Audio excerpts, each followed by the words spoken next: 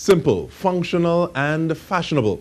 These are three words for the premium limited edition leather items created with love in Trinidad and Tobago by Artisan Gabrielle Punch. Now, we're very happy that you're able to join us to speak a little bit about the Punchline, but even before you get some history or you give some history of your journey, what is your current work situation, since I see you also started posting about Christmas markets, Gabrielle?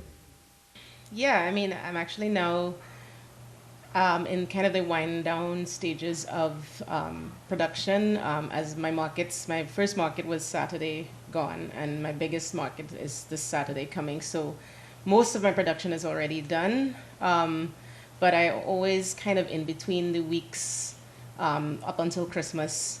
I tend to do one or two pieces still, depending on how sales are going. I like to have people come back and see new stuff.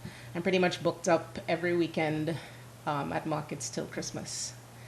So what kind of timeline would people have to approach you in order to get something custom made for Christmas?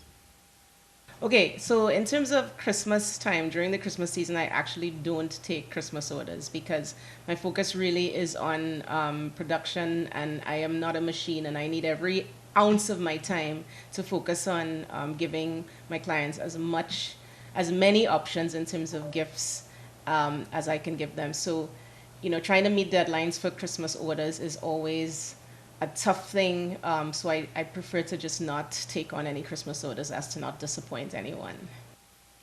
What are you trending on right now with your limited edition items? Is it that you decide, okay, I'm going to do bags, or you're going to do pouches? What is the item that you are focusing on right now?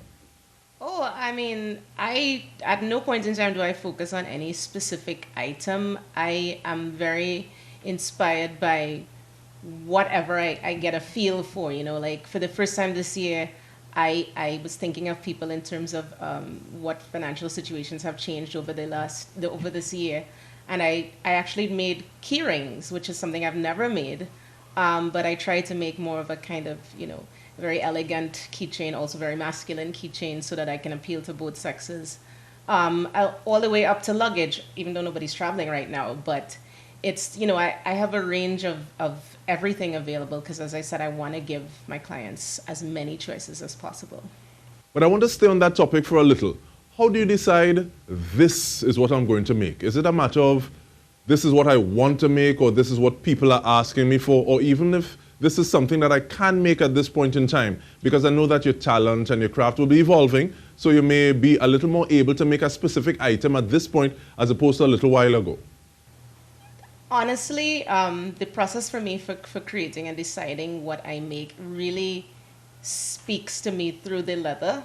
My sister always laughs at me when I tell this story of staring at leather until it tells me what to make, and really that's my process. One of the things when I go out to do my leather shopping at my suppliers, I will spend hours just looking at what's available, looking at what they have, looking at the colors, looking at the textures. And pretty much that kind of determines what I make with any particular piece of leather. Yes, I tend to make what I want to make. Yes, custom orders do factor in at that time, so I have to think about more what customers want. But yeah, it's basically what I want to make because, I do work off of my feelings for things. And if I'm not feeling to go in a certain direction, it's very difficult for me to put all of my best energy, all of my best love, all of my best concentration on making the best piece because it's just not in line with what my body is telling me or what my mind is telling me. So yeah, it's very much inspired by my own internal feeling about what I'm making. And I want to talk about your own internal journey now. Outline the journey that led you to the Punchline. Oh, okay. So the journey that led me to the Punchline actually started in my teenage years. I come from a little bit of back. I come from a line of creative entrepreneurs. Both my parents were into the arts. My brother was a photographer. My sister was an entrepreneur always, is still an entrepreneur. And so I really grew up around that environment. My first interest in creating was paper products, and I did in my teenage years a line of greeting cards, handmade greeting cards. I did invitations and stuff, and it was actually a very good friend of mine who had invited me to do her wedding invitations, and it was quite an honor. I'd never been asked to do anything like that before, but I was like, whoa, this is huge, this is great, I feel so honored. And that really is where I started to see the potential for doing handmade work and handmade paperwork. And that's where actually I created the Punchline, which is my name, Punch, and my line that I have in whatever I'm doing at the time. So the turned into D, which is kind of a Trini slang. So it ended up being Dpunchline. And then now this evolution over the, how many years, 20 plus years of being in business, well, at least having that business name. 5 years ago, I started leather, and that just opened up a whole other passion and love, I mean, that I have for creativity that I'd never experienced before. I mean, I've always enjoyed working with my hands, working in the craft field, but leather has just been absolutely phenomenal and euphoric an experience for me. And what's the reason for that feeling of euphoria with leather as opposed to other fields that you've been in? I'm always fascinated with just the excitement that I feel when I walk into my suppliers and I'm surrounded by leather, all the different types of leather, because the thing about leather is it's such a versatile material that, you know, basically the sky is the limit for what you can create with it.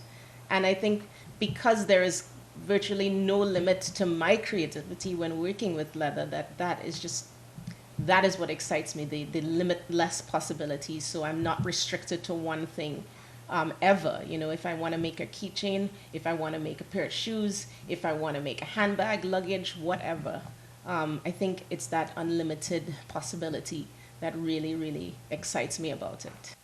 And I want to go back a little bit because you said that the family has that entrepreneurial spirit.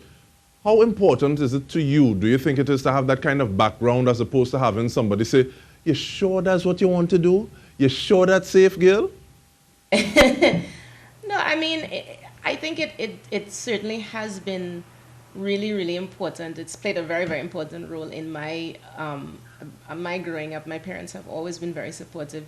Not that my parents didn't have full-time normal jobs, steady jobs. They both did. My mother was a full-time high school principal. My dad worked with Carney Limited. So but they always had a side gig doing something else. So, you know, the fact that I didn't always want to get into the 9-to-5 job, even though I did eventually have to kind of settle down and do that.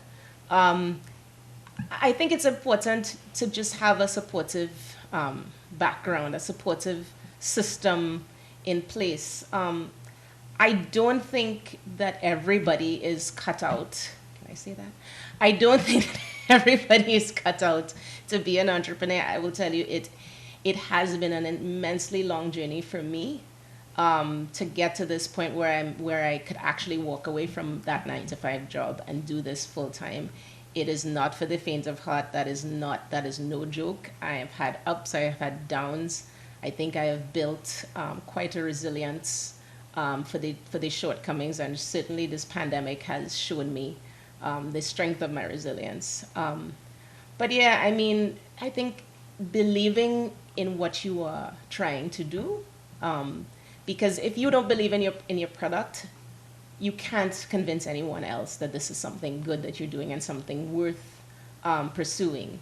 I mean, you may not always hit the home run the first time. I certainly haven't. Leather has not certainly been not the only thing I've done. I've certainly tried other things, but it's just, it really is. It really, what am I trying to say? It really, it has to come. You have to be true to yourself and believe in what you're trying to accomplish. And we continue with some of the points that you raised when we return, speaking with Artisan Gabrielle Punch of Dpunchline. Stay with us. Welcome back. We are speaking with Gabrielle Punch of Dpunchline. Now, just before the break, you started itemizing some of those things that you discovered along your journey. Now, I'm not asking you to give general advice, but If you, from this viewpoint, could speak to yourself just starting out in leather, what would you say? For me, I think I have always lived by the be true to myself. Listen to your heart, listen to what your heart is telling you. I mean, people will want to advise you, and nothing's wrong with advice. People will want to tell you, do this, do that. Trying to please everyone is out of the question, impossible. Don't stress yourself trying to figure out what anybody or at any point in time always wants, because that's a pointless game, and it will only frustrate you. So I think for me, just trying to be honest with yourself and being true to yourself, believing in what you're doing is very important. Standing your ground when people do come at you with suggestions about what they think you should do, what they think you should not do. It's taken me, at least 20 years. This is my experience, to be able to be strong enough to say yes or say no and hold to that yes or no. Because I mean, I am not generally try to please everyone, but I absolutely want people to be happy, want my clients to be happy, want my customers to be happy. But if I'm not happy, then there's nobody else is going to be happy. So learning to say no or learning to say yes, sticking to your word, keeping your word as best you can. You make a commitment to someone, be honest with them. If you can't deliver, keep in contact with them when you have hiccups or when you have delays. I work for myself, so I don't actually have like another department that handles that, so I kind of have to handle that all on myself. So sometimes there are shortcomings, but I try my best to keep in touch with clients, keep them in the loop and let them know. I am really fortunate to have some of the most understanding clients, and really they do support and they do understand. Talking about some of those clients though, we did a little fasting on some of your social media pages, and these are some of their reviews. An artisan with a commitment to excellence and quality. Another says, high level of craftsmanship, blending colors to create a unique look. This standard can rival big name brands sold abroad. I'm so proud to say you are ours. Now, how does that feedback or feedback like that make you feel when you hear it? I am really moved and encouraged when I get that kind of feedback. It is very helpful. It is very inspiring to me to be compared to big name brands. I mean, I am a brand myself. I may not, have that international reach yet, but I'm heading there. I know that I will head there eventually. But the fact that people see that, there's a local product that is on par or close to being on par with international big name brands is really encouraging. I mean, I have zero formal training in this field, and I try to push myself and better myself with everything I do. I really do try to push myself above and beyond, trying to give my clients more than they anticipate, more than they expect, so that there's there's no question of when I put a price tag on something, they go, oh, okay, all right, we understand. It's leather, it's high quality, packaging is fantastic, everything, the whole presentation of it is top of the line. So, yeah, I mean, when I have clients, it really warms my heart, and lets me know, which is important, lets me know that I'm on the right track with what I'm doing. Do you almost feel a sense of responsibility sometimes? Because yes, you're trying to see about your needs because Junko Soba mind your business, but also being able to say, I am not formally trained in this. What I'm doing to the best of my ability, aiming for a certain level of excellence. Do you see that as possibly paving the way for other people to chart their own paths, striving towards similar heights? I think it is really important to always strive to give the absolute best that you can be. I have just, I'm always reaching to outdo myself, and yes, I think it's important to always try to do the best you can do. yes, I have a responsibility. I mean, I have other artisans who come, and ask me for advice. Younger folks. I have people who reach out to me and ask me, "Will you teach? Can you teach? I'm so inspired by what you're doing. Can you teach me?" And I always go, "Oh man, teach. I'm still learning. What can I teach?" But at the same time, I understand that people are really inspired by what I do, and I do hope that one day I will teach. My mother was a teacher, so absolutely.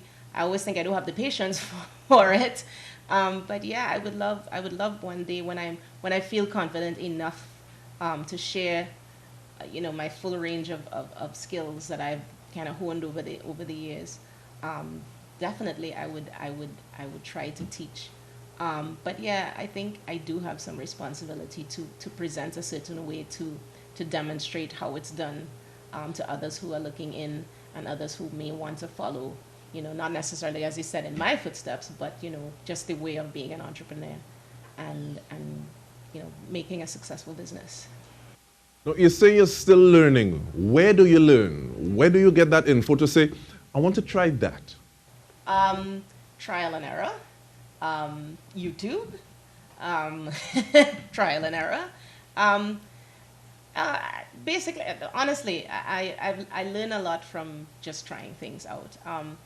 I believe that my brain is kind of wired from an engineering point of view, so I do have, I think, a natural ability to visualize things before I make them. I'm not a sketcher. I don't sketch things before I make. I design things on the fly.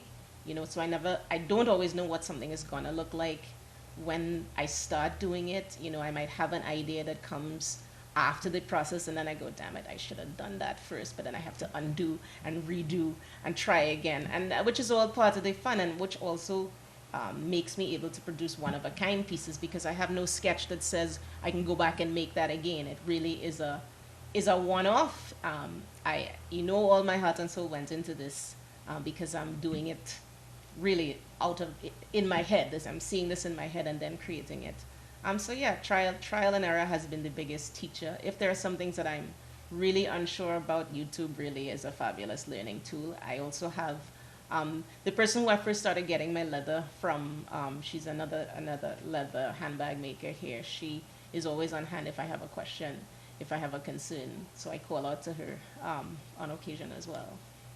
Just before we go, Gabrielle, how do people contact the Punchline?